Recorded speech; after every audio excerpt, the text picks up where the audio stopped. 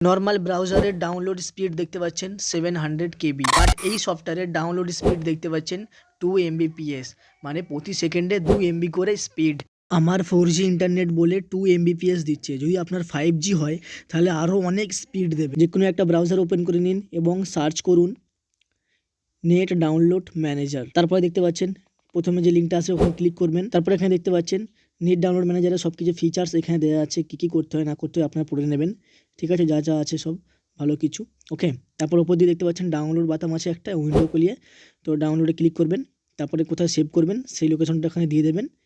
আমি এখানে download ফোল্ডারতেই already save করা আছে দেখতে পাচ্ছেন, তো এখানে আমি ডাউনলোড করে নিচ্ছি।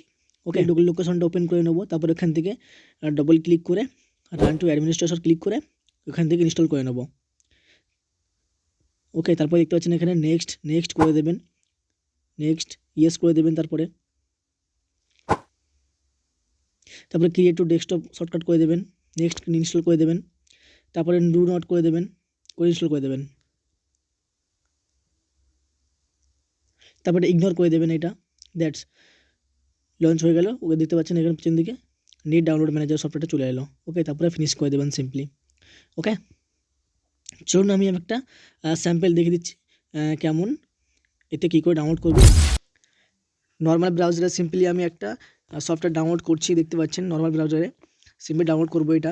এখানে স্পিড দেখতে পাচ্ছেন, আমি ওপেন করছি ডাউনলোড অপশানটা, দেখতে পাচ্ছেন 600-700 কেবি জাস্ট। ওকে, সিম্পলি আমি এটাকে পজ করে নেবো ফার্স্ট। তারপরে আমি এখান থেকে পাশে দেখতে পাচ্ছেন আর সিম্পলি পজ করে নিই। তারপরে দেখতে পাশে দেখতে পাচ্ছেন একটা কপি বাতাম আছে, ইউআরএল কপি, তো ওইটা সিম্পলি ক্লিক করবেন। তারপরে মিনিমাইজ করে দিয়ে তারপরে আমি নেট ডাউনলোড সফটওয়্যারটা ওপেন করব। ওকে, তারপরে এখানে নিউ ইউআরএল আছে, নিউ ইউআরএলে সিম্পলি ক্লিক করবো। তার আগে বলে দিচ্ছি এটা রেজিউমে, স্টপ, ডিটেলস, এগুলো সেটিং সব দেখে নেবেন আপনারা, কিছু নেই, সব বেসিক। তারপরে নিউ ইউআরএলে ক্লিক করব। তারপর সিম্পলি এখানে ওই যে কপি করলাম সেই ইউআরএলটা এখানে পেস্ট করব। ঠিক আছে, সিম্পল। তারপরে ডাউনলোডে ক্লিক করে দেবো। এখানে দেখতে পাচ্ছেন এখান দিয়ে কপি করতে হয়, এই যে বাদামটা আছে এই বাদাম দিয়ে কপি করতে হয়। ওকে, তারপর সিম্পলি এখানে পেস্ট করে দিয়ে ডাউনলোডে ক্লিক করে দেবো। ওকে, দেখতে পাচ্ছেন ডাউনলোডে ক্লিক করলাম।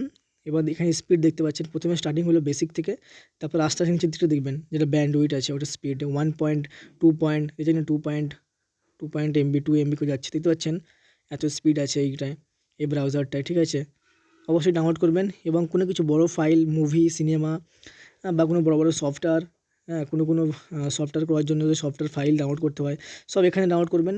যদি ইন্টারনেট চলেও যায় আবার আপনি সেখান থেকেই স্টার্ট করতে পারবেন রিজিউম করে। ওকে, এটা খুব ভালো একটা ব্রাউজার।